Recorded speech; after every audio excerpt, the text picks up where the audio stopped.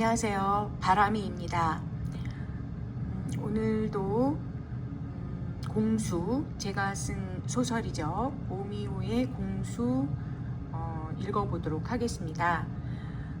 어제 이렇게 한 편씩 읽으니까 좀 시간이 좀 길어지고 저도 좀 지치는 느낌이라서 뭐 중간에 좀 잘라서 읽더라도 양해 부탁드리겠습니다. 네, 오늘은 공수 목차가 있죠. 이 35개의 각기 다른 이야기가 있는데 오늘은 그 중에서 121페이지 죽었다 깨어난 남자가 있어요. 네, 이 이야기 한번 읽어보도록 하겠습니다. 121페이지 죽었다 깨어난 남자.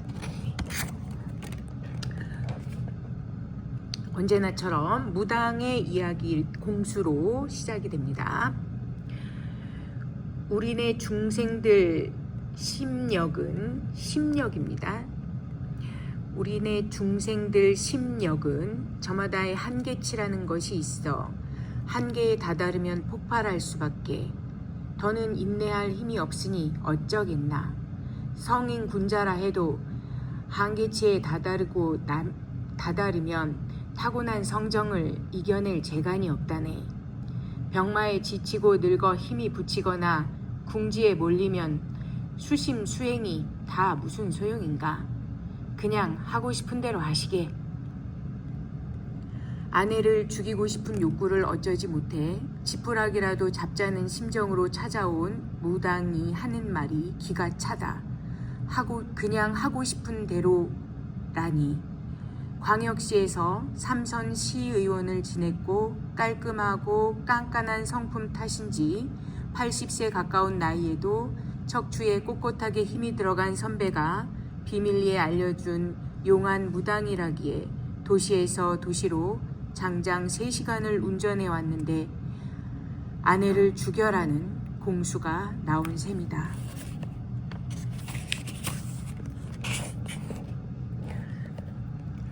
아연 실색해서 무당의 부채방울만 바라본다. 무당은 뭘 더 어쩌라고 하는 표정이다. 그럼에도 그의 표정에는 어떤 엄중함 같은 기운이 서려 있었다. 어떻게 죽여야 제 속이 시원해지겠습니까? 제 손으로 직접 하는 것은 좀 꺼려지고요. 손 안 대고 최대한 자연스럽게, 그렇지만 최대한 고통스럽게 죽일 수 있는 방법이 있을까요? 듣기로는 뭐 양밥이라고 저주를 걸어 죽일 수도 있다고 하던데요. 무시무시하죠.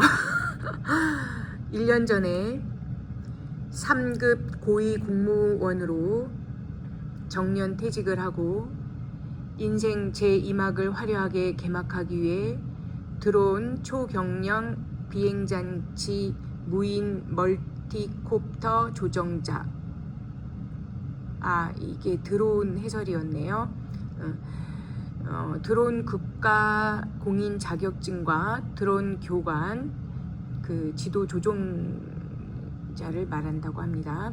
드론 교관 자격증을 준비하느라 바쁠 때까지만 해도 내가 이런 말을 짓거리고 있을 줄은 상상조차 못했다. 그래서 나는 흡사 막장 드라마를 찍으며 완전히 자신의 배역에 동화된 배우처럼 손톱만큼의 죄책감도 느끼지 않은 채로 무시무시한 말을 아무렇지도 않게 내뱉고 있는 것이다. 심지어 나는 15년 전 불교에서 천주교로 개종한 아내를 따라 세례를 받았고 현재까지도 성당에서 레지오 활동 등 봉사활동도 열심히 해오고 있는 독실한 카톨릭 신자인데도 말이다. 문제가 터지기 전까지는 모든 것이 평온했다. 명예롭게 정년 퇴직을 했고 드론 전문가 양성 센터 설립을 위해 필요한 자격을 취득하면서 퇴직을 앞두고 미리 준비해 두었던 시나리오대로 하나씩 착수하던 상황이었다. 출발은 순조로웠고 차츰 자신감이라는 것도 쌓여가면서 나는 인생 제2막을 화려하게 개막할 꿈에 부풀어 밤잠을 설칠 정도였다. 그동안 쌓아두었던 지역 내 오피니언 리더들을 비롯해 지역별 지자체 관공서 담당자 등 인적 네트워크는 충분했다.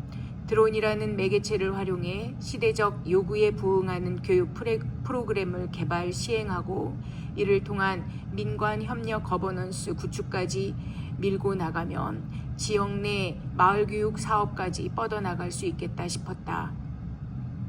큰 욕심 안 부리고 시나리오대로만 풀려나가도 나머지 인생은 노익장을 과시하며 제법 근사한 삶을 영위할 수 있을 것이라고 믿어 의심치 않았다.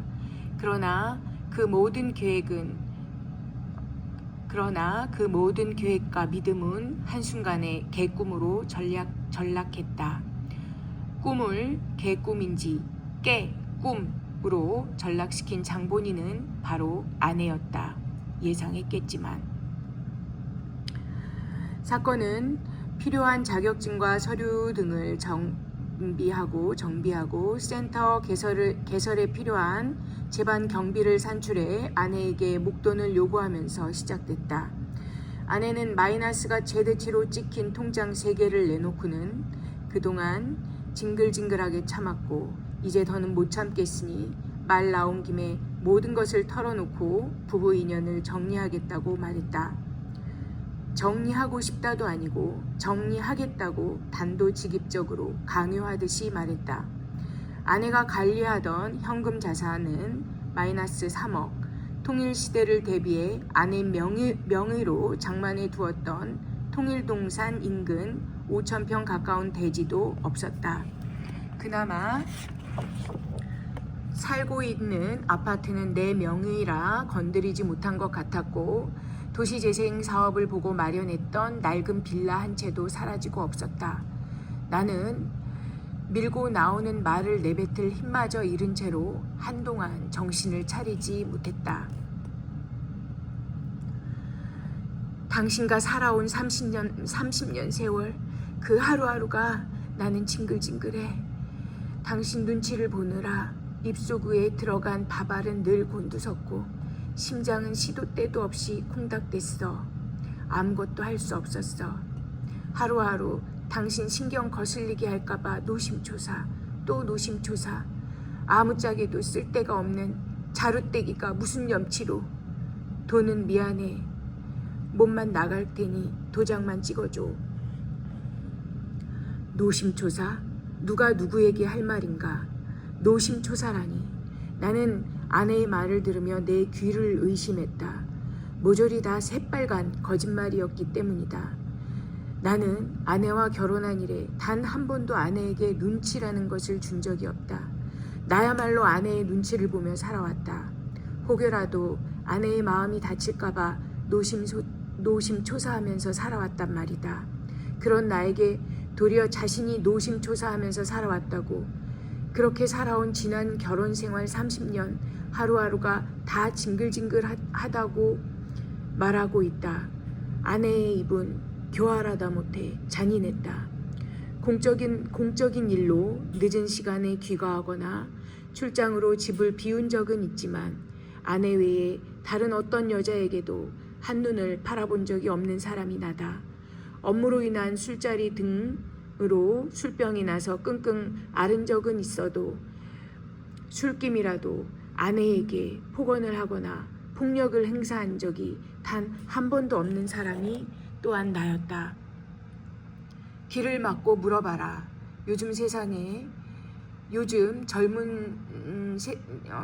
귀를 막고 물어봐라. 요즘 세상 젊은이들 기준으로도 확실히 A+ 남편감이다. 나는 지극히 안정적인 직장인이었고 모범적인 가장이었다. 그런데 심지어 도장만 찍어줘라니 지금 제정신인가? 사실을 까발리면 나야말로 아내에게 이혼을 요구할 수 있는 정당성이 확보돼 있다. 추잡스러워서 이런 말까지는 하고 싶지 않지만 말 나온 김에 한마디만 더 하자. 아내는 결혼해서 지금까지 아무것도 한 것이 없다. A뿔급 남편 만나 기생충처럼 살아온 거 외에는 가정에 기여한 것이 없단 말이다.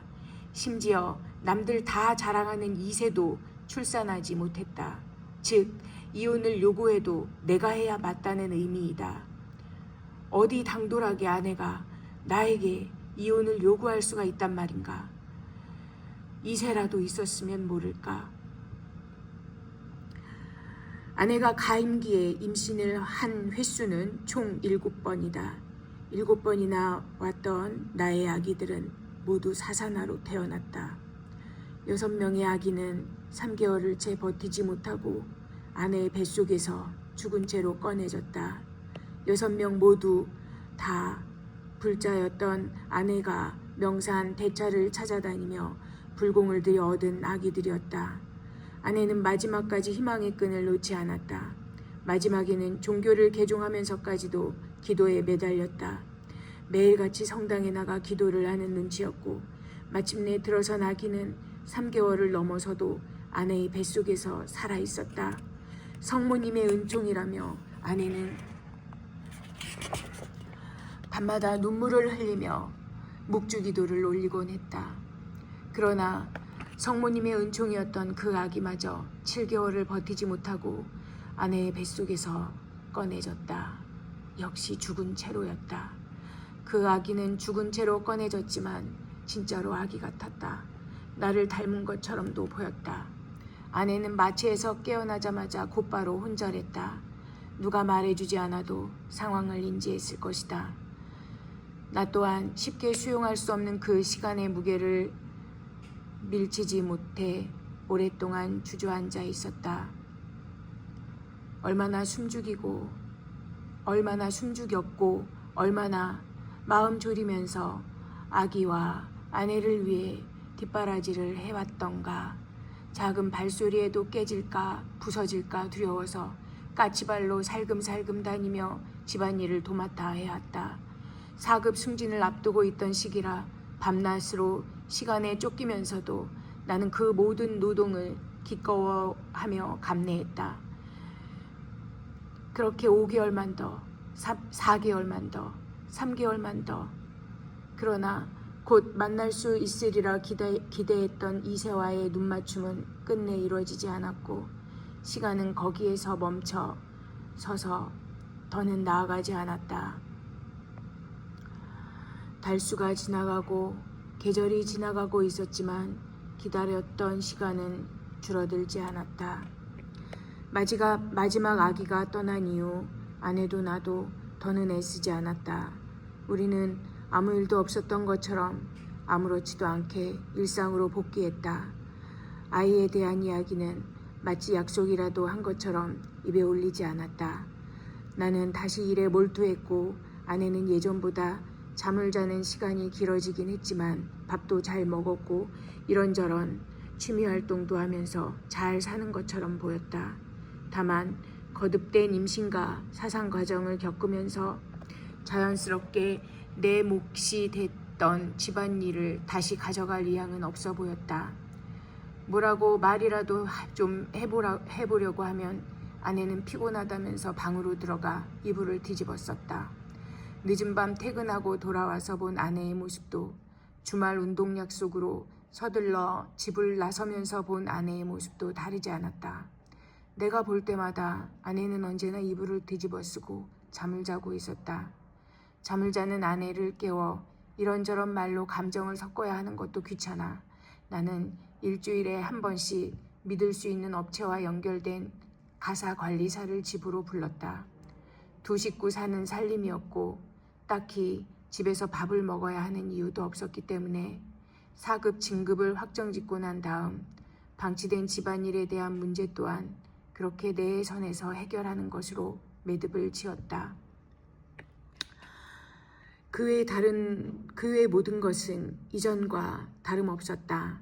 아내는 간간히 땅을 보러 다닌다고 또는 운동 모임에서 추진하는 동남아 여행을 따라간다는 식으로 집을 비우는 일이 있었지만 아내로서의 포지션은 굳건하게 지켜주고 있었다.